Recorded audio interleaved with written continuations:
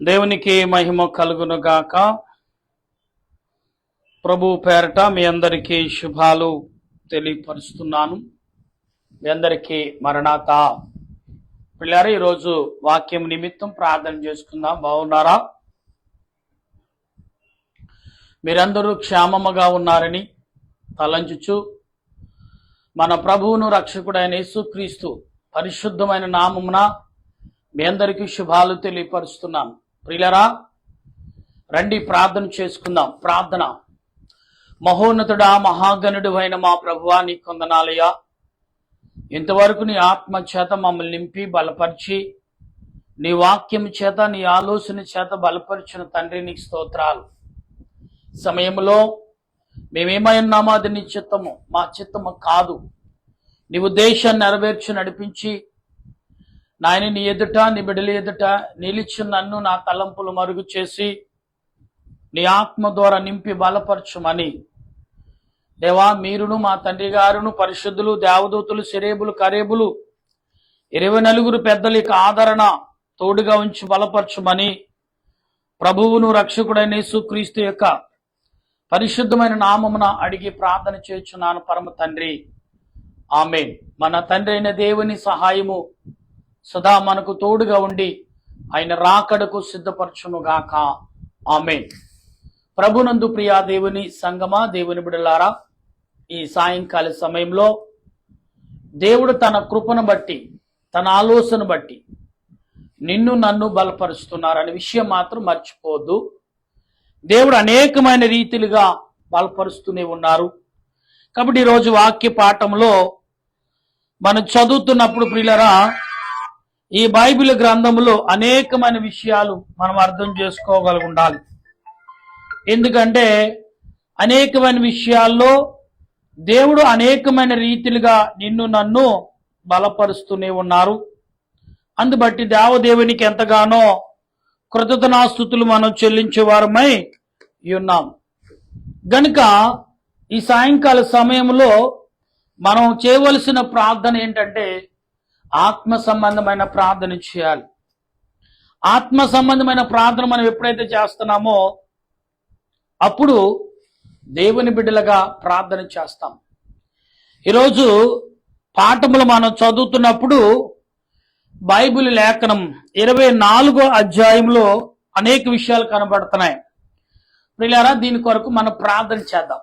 వాక్యం కొరకు ప్రార్థన. దేవా, నీ కొందనాలు, స్తోత్రాలు తండ్రి. నీ కృపను బట్టి, నీ ప్రేమను బట్టి మమ్మల్ని నడిపించి బలపరుస్తున్న తండ్రి, నీ స్తోత్రాలు. మరొక పర్యాయము ఆయన నీ బిడ్డల ఎదుట నన్ను నిలబెట్టినందుకు నీ స్తోత్రాలు. నీ వాక్యము లేఖనబడి చేత పట్టి నీ బిడ్డల ఎదుటకు వచ్చాను. వచ్చి నన్ను నా తలంపులు మరుగు చేసి నాలో ఉండి నీవు మాట్లాడి నీ ఆత్మ చేత నింపి బలపరచుమని ఆత్మరూపుడు రక్షణకర్త అయిన దేవదేవుని నామమును అడుగుచు బ్రతిమాలుచున్నాను ప్రభా. ఎందుకంటే నేను మాట్లాడితే ఎవరికి అర్థము కాదు, నా మాటలు ఎవరు వినరు. కనుక నీ సన్నిధి మాకు తోడుగా ఉంచి నీ ఆలోచన మాకు దయచేసి నీ కృపతో నింపమని ప్రభు అయిన క్రీస్తు నామమున అడిగి ప్రార్థన చేయుచున్నాను మా పరమ తండ్రి. ఆమె. మన తండ్రి అయిన దేవుని సన్నిధి సదా మనకు తోడైండును గాక. ఆమె. ప్రియులారా, లేఖనము చెప్తున్న మాటలు అనేక రకాలుగా ఉండొచ్చు. బైబిల్ గ్రంథంలో అనేకమైన రీతిలుగా చెప్పే బైబిల్ గ్రంథము మనకు కనబడుతుంది. అయితే ఈ వాక్యం ఏమైతే చెప్తుందో దాని భావము కూడా వేరే రకంగా ఉంటుంది. ఎలాగుంటుందంటే ఆత్మ సంబంధమైన రీతిగా మనకు కనబడుతుంది. కనుక ఈరోజు మనం ఏదైనా మాట్లాడుతున్నాం, ఏదైనా చేస్తున్నామంటే అది ఆత్మ సంబంధంగా చేసే కార్యముగా ఉండాలనేది లేఖనం చెప్తుంది. కనుక ఈ సాయంకాల సమయంలో వాక్యము నిమిత్తం అనేక రీతిలుగా మాట్లాడినప్పటికీ పరిశుద్ధాత్మ దేవుడు నీ పట్ల, నా పట్ల అనేకమైన క్రియలను చూపుచున్నవారు అన్నారు. ప్రియులరా, ఈ సాయంకాల సమయంలో వాక్యం చెప్తున్న మాటలు వింటే ప్రధాన యాజకులను, అననీయు, కొందరు పెద్దలు, చూడండి, పేత్రులు అనే ఒక న్యాయవాది, అంటే అననీయ కూడా ఆ స్థలంలో ఉన్నాడు. అననీయ అనే వ్యక్తి కూడా ఆ స్థలంలో ఒక న్యాయాధిపతిగా వచ్చాడనేది పేరు కలిగిన ఇక్కడ అందరూ కూడా మాట్లాడుతున్నారు. కైసరియకు వచ్చి పౌలు మీద ఫిర్యాదు పౌలు మీద వేసిన ఫిర్యాదు వారికి తెలియపరచిరి. పౌలు రట్టింపబడినప్పుడు చూడండి, పౌలు పట్టింపబడినప్పుడు ఆ పచ్చిదెక్క అనే ఆ చుట్టుపక్కల ప్రజలు నిందలు మోపుతున్నారు పౌలు గారి మీద. సౌలు అనే అతని మీద నిందలు మోపుతాడు. పౌలు గారిని పరీక్షించి ఆత్మ సంబంధులు ఎవరు కూడా నింద మోపలేరు. ఎందుకంటే పౌలు గారు ఆత్మ సంబంధులుగా వారు నడుస్తున్నారనేది మనం భావించాలి. అయితే ఇట్లా నేను మహాఘనత వహించి తెలిసా మేము తమ వలన ఎంతో నెమ్మది అనుభవించుచున్నామని, ఈ దేశ జనములకు సంపాదన అనేకమైన కీడులు తమ పరమాశించ దిద్దుబాటు అవుచున్నదని ఒప్పుకుని, మేము సకల విధములుగా సకల స్థలములలో పూర్ణ కృతజ్ఞతతో అంగీకరించుచున్నాం. మేము తమకు ఎక్కువ ఆయాస కలగం చేయకుండా మేము క్లుప్తముగా చెప్పుకొనుచున్నాము గాని, తమ ఎప్పటి వారిని శాంతముగా వినవలని, ఎప్పుడు వలె మీరు శాంతంగా వినవలనని మేము విన్నపించుకుంటున్నామని ఇక్కడ భక్తులైన వారు చెప్తున్నారు. ప్రియులారా, ఎందుకు ఈ మాటలు చెప్తున్నారంటే మనం ఆలోచన కలిగి ఉండాలి ఒకసారి. అసలు ఈ మాటలు ఎవరు చెప్తున్నారు, దేని కొరకు చెప్తున్నారు, అలా చెప్పవలసిన విషయం ఉంది ఇక్కడ. ఇది మనం గ్రహించాలి.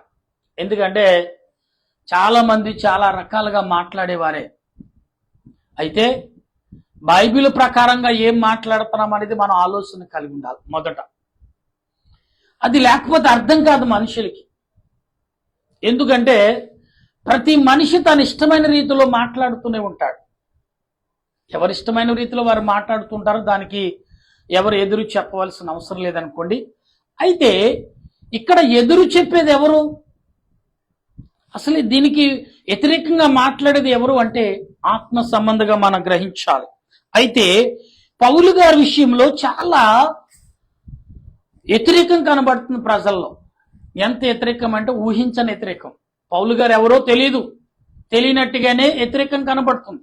అయితే మనం ఇక్కడ ఆలోచించవలసిన విషయం ఏంటంటే, ఇక్కడ చదువుతున్నప్పుడు ఈ మనుషుడు పేడ వంటి వాడును, భూలోకమంతా సకలమైన యూదులను కలహము లేపుచున్నాడని, నజరేయునకు మత భేదమునకు నాయకుడై ఉన్నట్టు మేము కనుగొంటిమి. మరియు ఇతడు దేవాలయమును అపవిత్రం చేయుటకు ఎత్తన పరుగును గనుక, ఇక్కడ దేవాలయము ఎత్తరం మేము అతను పట్టుకుంటుమి. తమరు విమర్శించిన ఎడల మేము ఇతను మోపుచున్న నేరము తమకే తెలియవచ్చునని చెప్పాను. పిల్లరా, అసలు పౌలు గారు చేసింది అసలు ఏంటి అంటే మనం అర్థం చేసుకోవాల్సిన విషయం చాలా రకాలు ఉంది ఇక్కడ. పౌలు గారు ఎక్కడ విమర్శన అంటే ప్రజల మీద విమర్శ చేయలేదు, దావతల మీద విమర్శ చేయలేదు, ఎవరిని ఏ రాజులను కూడా విమర్శించలేదు. ఏం చెప్తాడంటే, మీరు కళ్ళు తెరవండి. ఎలా ఉన్నారంటే, మీరు అపవిత్రమైన దురాత్మ చేత నింపబడుతున్నారు కాబట్టి మీరు ఆత్మ సంబంధులుగా ఉండండి అని పౌలు గారు మాత్రమే చెప్తున్నాడు. అయితే ఇదంతా కూడా ప్రజలందరూ కూడా గ్రహించలేక అనేక విధములుగా అనేకమైన తలంపులతో ఈనాడు ప్రజలు ఉన్నారు. ప్రియులారా, మనం గమనించాలి ఒకసారి. ఎందుకు, దేని కొరకు అంటే, ఆత్మ సంబంధమైన క్రియలు ఏదైనా ఉన్నప్పటికీ అది ఎంతవరకు ఉన్నదని మనం గ్రహించలేని పరిస్థితులు ఉన్నాం. కానీ ప్రభు అంటున్నాడు, నేనే మార్గము, నేనే సత్యము, నేనే జీవము అని చెప్పిన ఈ మాటలు ఎంతవరకు వింటున్నాం మనం, ఎంతవరకు వినగలుగుతున్నాం మనం? ప్రియులారా, గమనించాలి ఒకసారి. వాక్యం చాలా సూటిగా చెప్తుంది నీకు నాకు. ఎంత సూటిగా అంటే ఊహించని రీతిలో మాట్లాడుతుంది. మన ఊహలు కూడా అందవు. అటువంటి మాటలు ఈ రోజున బైబిల్ లేఖనం ద్వారా మనకు కనబడుతుంది. అయితే ఇక్కడ పౌలు గారు మాట్లాడుతున్నా, యూదులందుకు సమ్మతించి ఈ మాటలను నిజమని చెప్పిరి. అప్పుడు అధిపతి మాట్లాడమనియు పౌలునకు సైగ చేయగా అతను ఇట్లా, నేను తమరు బహు సంవత్సరముల నుండి ఈ జనమునకు న్యాయాధిపతులై ఉన్నారని ఎరిగి నేను ధైర్యముతో సమాధానం చెప్పుచుకొనుచున్నాను. యెరూషలేమును ఆరాధించుటకు నేను వెళ్ళి నాట నుండి 12 దినములు మాత్రమే అయినదని తమ విచారించి తెలుసుకునిచు దేవాలయమునుని సమాజ మందిరములోనేమి పట్టణములేమి నేను యవనతో నేను ప్రజలలో పట్టణములోనైనను జనముల మధ్య ఎవరైనా తర్కించుటగానను ప్రజలను గుంపు కూడుటకును నేనేమన్నా సిద్ధపడ్డానని అడుగుతున్నాడు ఇక్కడ. వారు చూడలేదు మరియు వారు ఇప్పుడు నా మీద మోపు నేరమును తమరికి రుజువుపరచలేరు. ధర్మశాస్త్రమందు ప్రవక్తల గ్రంథమందు రాయబడి ఉన్నదని నీతిమంతులకును అవినీతిమంతులకును పునరుద్ధానము కలుగుబోచున్నదని వీరు నిరీక్షించుచున్నట్లు నేను కూడా దేవుని యందు నిరీక్షించుచు వారు మతభేదములు ఈ మార్గములు చొప్పున, అంటే ఇక్కడ ఏమంటే మతభేదములు పెట్టుచున్న ఈ మార్గము చొప్పున ముగ్గురు నేను మనుషులను ప్రేమించుచున్నానని అను మీ ఎదుట ఒప్పుకుంటున్నాను. మనుషుల్ని సేవించుచు అంటే మనుషుల్ని బోధిస్తున్నాను అని విషయం మీ ఎదుట ఒప్పుకుంటున్నాను అంటున్నాడు. అయితే నేనును దేవుని ఎడలను మనుషుల ఎడలను ఎల్లప్పుడూ నా మనస్సాక్షికి నిర్దోషమైనది ఉండునట్లు అభ్యాసము చేసుకునిచున్నాను. కొన్ని సంవత్సరములైన తర్వాత మీరు నా సజ్జనులకు దాన ద్రవ్యములను పంపించితిని. నేను శుద్ధి చేసుకున్న వారిని ఇలాగూ అప్పగించుచుండగా వారు దేవాలయములు నన్ను చూచిరి. నేను గుంపు కూడా చూడలేదు, నా వల్ల అల్లర కాలేదు. ఆసియా నుండి వచ్చిన కొందరు యూదులు ఉండిరి. నా మీద ఏమైనా ఉన్న ఎడల వారే తమ సన్నిధికి వచ్చి నా మీద నేరము మోపవలసి. యూదులు అంటే యూదా దేశం నుంచి వచ్చిన ప్రజలు ఉన్నారు. వాళ్ళ ద్వారా ఏదైనా నేరము మోపాలంటే మీరు మోపొచ్చని ఇక్కడ భక్తుడైన మరి అపోస్తుడైన పౌలు గారు చెప్తున్నాడు. అంటే మనం ఇక్కడ గమనించవలసిన విషయం ఒకటి ఉంది. ఎందుకంటే పౌలు గారు చెప్పే ప్రతి మాటలో ఆత్మ సంబంధమైన క్రియలు ఉన్నాయి. పౌలు గారు ఏమైతే మాట్లాడుతున్నాడో ఇవన్నీ కూడా అనేక సంబంధాలుగా అనేకమైన రీతిలుగా కనబడుతూనే ఉన్నాయి. అయితే ప్రియులారా, మనం ఆలోచించవలసిన విషయం ఏదైతే ఉందో అది దేవుని ఆత్మ సంబంధముగా ఉన్నట్టుగా మనం భావించాలి. అప్పుడే మనం చేసే క్రియలు కానీ మనం చేసే పనులు కానీ మనం చేసే ఏ పని అయినప్పటికీ అది ఆత్మ సంబంధంగా ఉంటుందని మనం భావించాలి. అప్పుడే నిజమైన పరిచర్యలు నిజమైన ఆత్మీయతను కనపరచగలుగుతాం. అంతవరకు లేకపోతే మనం ఎటువంటిది కూడా కనపరచలేని పరిస్థితులకు మనం జారిపోతాం. ఈ రోజున ప్రియులారా, క్రైస్తవుల మీద అనేక రీతిలుగా దాడులు జరుగుతున్నాయంటే ఇక్కడ ప్రజలందరూ కూడా ఏ రకంగా ప్రజలు ఏం చెప్పాలో తెలియని పరిస్థితిలో ఈనాడు ప్రజలందరూ కూడా ఉన్నారు. ఎక్కడ చూసినా దాడులు జరుగుతూనే ఉన్నాయి, ఎక్కడ చూసినా అనేకమైన ఇబ్బందులు జరుగుతూనే ఉన్నాయి. అయితే లేఖనము చెప్తున్న మాటలు అంటే పౌలు గారు చెప్తున్నట్టుగా మనం గమనించినప్పుడు పౌలు గారు ఎందుకు చెప్పాడు ఈ మాటలన్నీ అంటే, పౌలు గారు ఎవరిని విమర్శించుటకు కాదు, ఎవరిని బాధ పెట్టుటకు కాదు, ఎవరిని దూషించుటకు నేను రాలేదన్నాడు పౌలు గారు. ఎందుకన్నాడు ఆ మాట అంటే, పౌలు గారు చాలా యథార్థతతో మాట్లాడుతున్నాడు. ప్రియులారా, యథార్థము కలిగి మాట్లాడుతున్నాడు. మనం 18 వచనాలు చదువాం, 16 వచనాలు కూడా మనం భావించినప్పుడు పౌలు గారు మాట్లాడే ప్రతి మాటలో ఆత్మ సంబంధంగా కనబడుతున్న విషయాలు కనబడుతున్నాయి. ఈ మొదట 4 వచనాలు కూడా గమనిస్తే పౌలు గారి ముందు నింద మోపవలసిన రాజులు కూడా మౌనంగా ఉన్నారు. ఇప్పుడు ఎవరు అరుస్తున్నారంటే ఈ 10వ వచనంలో మాట్లాడుతున్న ఈ 9వ వచనంలో యూదులైన వారు అరుస్తున్నారు. యూదులు ఎలాగంటే యేసు ప్రభువును ఆల్రెడీ సిలువ వేశారు. మీ అందరికీ తెలుస్తున్న విషయమే. కానీ ఇప్పుడు యూదులందరూ కూడా అరుస్తున్నారు, ప్రభు ఆనాడు ప్రభుని ఎలాగైతే చంపాలనుకున్నారో ఇక్కడ ఏమంటున్నారు తెలుసా? దేవదూషణ చేస్తాడు. అసలు ఏ దేవదూషణ చేయలేదు. పౌలు గారు ఒప్పేసుకుంటున్నాడు, నేను ఎవరిని విమర్శించలేదు, ఎవరిని బాధ పెట్టలేదు, ఎవరిని ద్వేషించలేదు, ఎవరిని దూషించలేదు అని పౌలు గారు ఒప్పుకున్నారు. అయితే ఈనాడు ప్రజలు ఎవరు కూడా సన్నిహితించే పరిస్థితిలో లేరు. ఎందుకంటే ప్రియులారా, ఆత్మ సంబంధమైన ప్రతి వాడు కూడా దేవుని పట్ల అనేకమైన విషయాలు తెలుసుకోవలసిందిగానే అని తెలుసుకోలేని పరిస్థితిలో ఈనాడు మానవుడు ఉండిపోయాడు. దానికి ఈనాడు ప్రతి మనిషికి నేను ఒకటే చెప్పేది ఏంటంటే, మీరు ఆత్మ సంబంధులుగా ఉన్నారా, అపవాది సంబంధులుగా నడుచుకుంటున్నారనేది మనం గమనించాలి. ఆత్మ సంబంధంగా నడిచేవాడు ఎవడైనా కానీ అల్లరి చేయడండి. ఎలాగంటే అపవాది సంబంధమైన ఎవడైనా సరే అల్లరి చేయగలడు. ఎందుకు అల్లరి చేస్తాడంటే వాడు అల్లరికే పూనుకుంటాడు కాబట్టి. వాడి శరీరానికి ఎంతో ఆనందం కల్పిస్తుంది. అది ఆత్మ సంబంధం ఉన్న వాడికి అల్లరు ఆనందం కల్పించదు, బాధ కల్పిస్తుంది. ఆనాడు సౌలు గారు ప్రభుని ఎదుర్కోక ముందు శరీర వైపు నడిచాడు ఎంతో ఆనందంగా. ఎంతమంది చంపితే, ఎంతమందిని మట్టు పెడితే, ఎంతమందిని ప్రాణాలు తీస్తే అంతగా పొగడతలు పొందాడు పౌలు గారు. దానికే లోబడ్డాడు పౌలు గారు. ప్రభు అయితే ఎప్పుడైతే బయలుపడ్డారో పౌలు గారు భయపట్టడం మొదలుపెట్టాడు. ఆత్మకు లోబడేటప్పుడు ఆత్మ అనుసరించే విధానం చూస్తే చాలా పౌలు గారికి ఆలోచన కలిగిందండి. ఎటువంటి ఆలోచన అంటే, ఆత్మ సంబంధమైన ఆలోచన కలిగినప్పుడు పౌలు గారు చాలా రకాలుగా ఆలోచించాడు. ఈనాడు నువ్వు నేను ఆలోచనలో ఉన్నామా లేదో ఒకసారి మనం గ్రహించాం.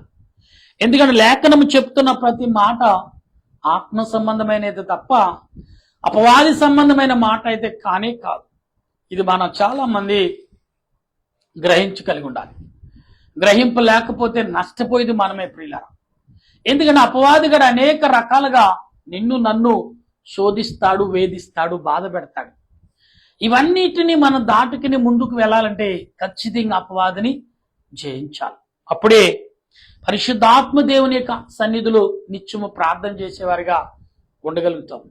ప్రియులాడ ఇవాళ చాలా మంది అనేక రకాలుగా వాక్యాలు చెప్తున్నారు. కానీ జరుగుతుంది, అలాగెందుకు జరుగుతుంది, ఎలా ఎందుకు జరుగుతుంది అనుకుంటున్నారు తప్ప దాని నిమిత్తం ఎవరు కూడా చర్చులకు వెళ్తున్నారు, వ్యతిరేకం చేస్తున్నారు, ప్రార్థన చేయట్లేదు. అపోస్తలుడైన పౌలు ఏం చేశాడు తెలిసి, ఇక్కడ యూదులు అంటే తన బంధువులే, అతడు నిలబెట్టిన వారే యూదులు. అయితే ఇక్కడ ఏం చేస్తున్నారు వాళ్ళు? ఏమండి, వాళ్ళు వ్యతిరేకం పలుకుతాయో మరి పౌలు గారు మాత్రం ప్రార్థన చేస్తున్నాడు. దేనినంటే దేవుడు కోపపడితే వీళ్ళు ఏమైపోతారో పౌలు గారు తెలుసు.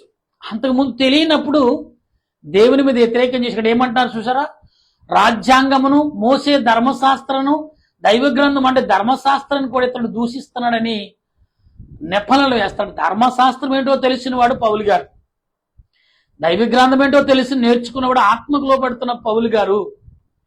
రాజులకు తెలుసు పౌలు గారికి ఎంత రాజ్య జ్ఞానం ఉంది, దైవ జ్ఞానం ఉంది, గ్రంథాల మీద పట్టు ఉందని పౌలు గారికి ఎంత తెలుసు. రాజులు అక్కడ ఉన్న అధిపతులందరికీ తెలుసు. అల్లరి చేసేది ఎవరంటే కేవలం సామాన్యమైన మానవులు. ఇదంతా అల్లరి చేసేది వాళ్ళు.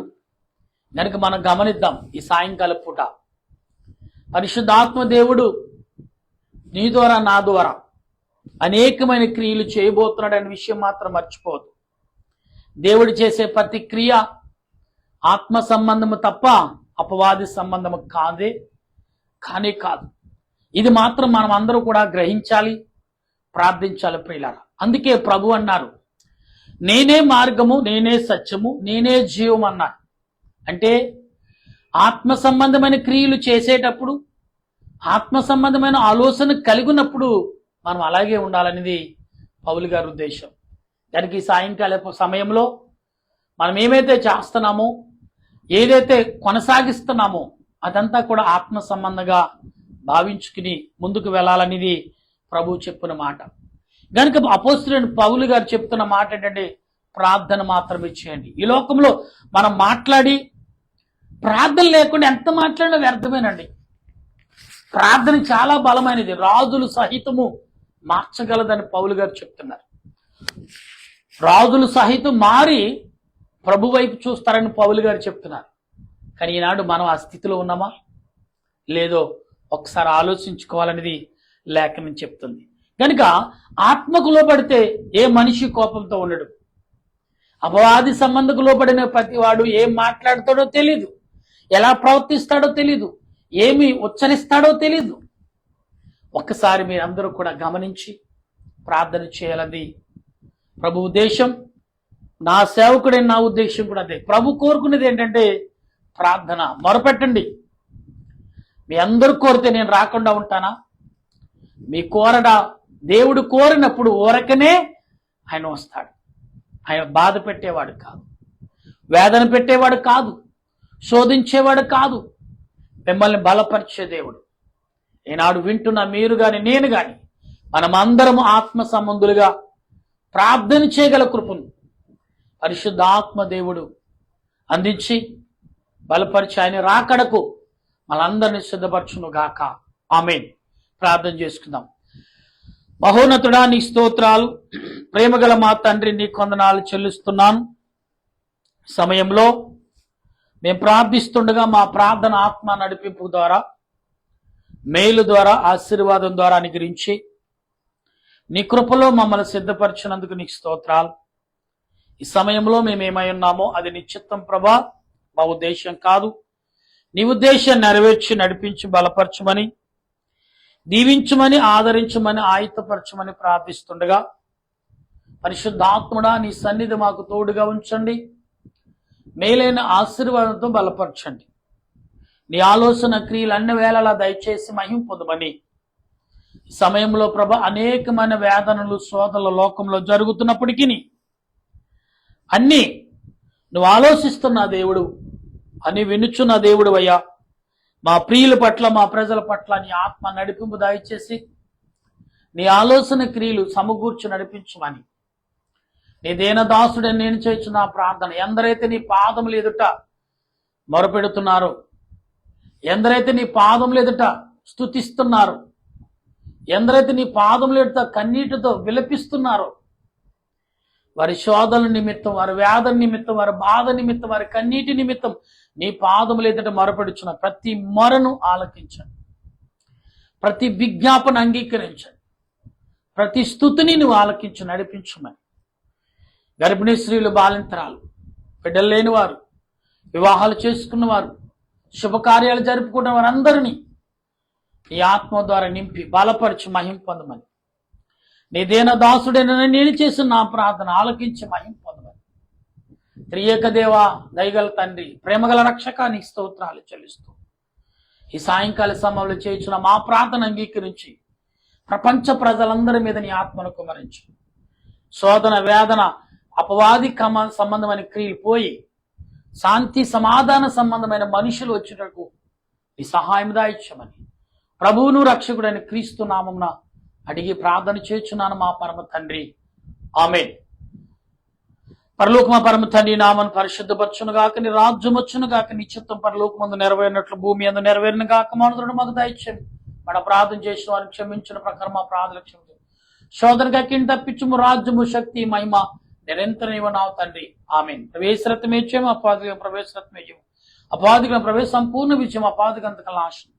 హల్లెలూయా, హల్లెలూయా, హల్లెలూయా. స్తోత్రం, స్తోత్రం, స్తోత్రం. ఆమేన్, ఆమేన్, ఆమేన్. మన తండ్రి అయిన దేవుని కృపా, త్రియేక దేవుని సన్నిధి, సహాయము సదా మనందరికి తోడుగా ఆయన రాకడకు సిద్ధపరచును గాక. ఆమేన్, ఆమేన్, ఆమేన్. మీ అందరికీ వందనాలు. మరణాత.